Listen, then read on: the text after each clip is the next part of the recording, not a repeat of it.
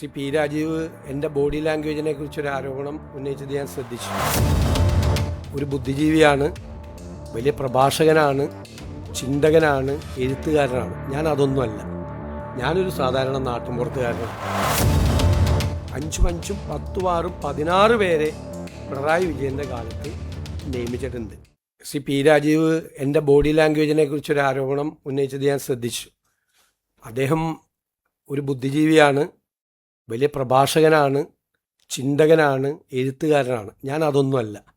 ഞാനൊരു സാധാരണ നാട്ടുമ്പുറത്തുകാരനാണ്.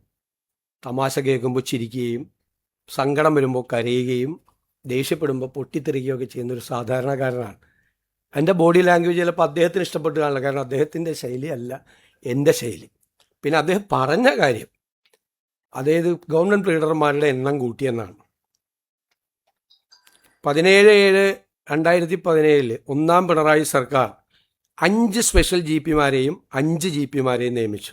അന്ന് AK ബാലനാണ് നിയമമന്ത്രി, കൂടുതലായി നിയമിച്ചു.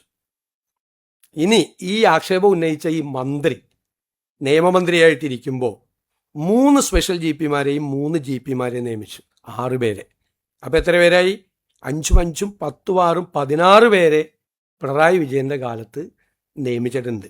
ഈ ആരോപണം ഉന്നയിച്ച ഇതേ നിയമമന്ത്രി നിലവിലുള്ള GP-മാരുടെ എണ്ണം കഴിഞ്ഞ വർഷം വർദ്ധിപ്പിച്ചിട്ടുണ്ട്. എന്നിട്ട് ഒരു കൊല്ലം കഴിയുന്നതിന് മുമ്പ് പുതിയ ഗവൺമെൻറ് GP-മാരുടെ എണ്ണം വർദ്ധിപ്പിച്ചതിനെക്കുറിച്ച് പരിഹസിക്കുന്നവരെക്കുറിച്ച് ഞാൻ എന്തു പറയും? എന്താ പറയേണ്ടത്? ഇതിൻ്റെ അകത്തെ പ്രശ്നം, ഞങ്ങൾക്ക് 23 പേരുടെ ഒരു നടപടിക്രമവും ഇല്ലാതെയാണ് ഇവർ ചെയ്തത്. ഞങ്ങളതല്ല, AG-യുടെ ഭാഗത്തു നിന്നും DGP-യുടെ ഭാഗത്തു നിന്നുള്ള പ്രപ്പോസൽ വന്നു.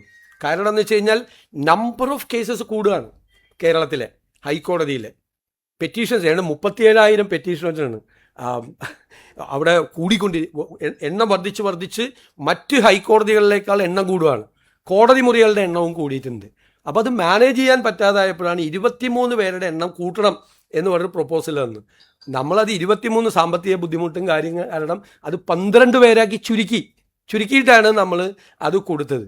ഇതെല്ലാം ചെയ്തു വെച്ചിട്ട് നേരത്തെ ചെയ്ത ആളുകൾ ഇപ്പോൾ വന്ന് നമ്മൾ ചെയ്യുമ്പോൾ നമ്മളെ വിമർശിക്കുന്നത്, ഇവരുടെയൊക്കെ വിമർശനത്തിൻ്റെ അടിത്തറ എന്താണ്? ഏറ്റവും പുതിയ വാർത്തകളും വിശേഷങ്ങളും വിരൽ തുമ്പിലറിയാൻ Zee മലയാളം ന്യൂസ് എല്ലാ ഡിജിറ്റൽ പ്ലാറ്റ്ഫോമുകളിലും ലഭ്യം.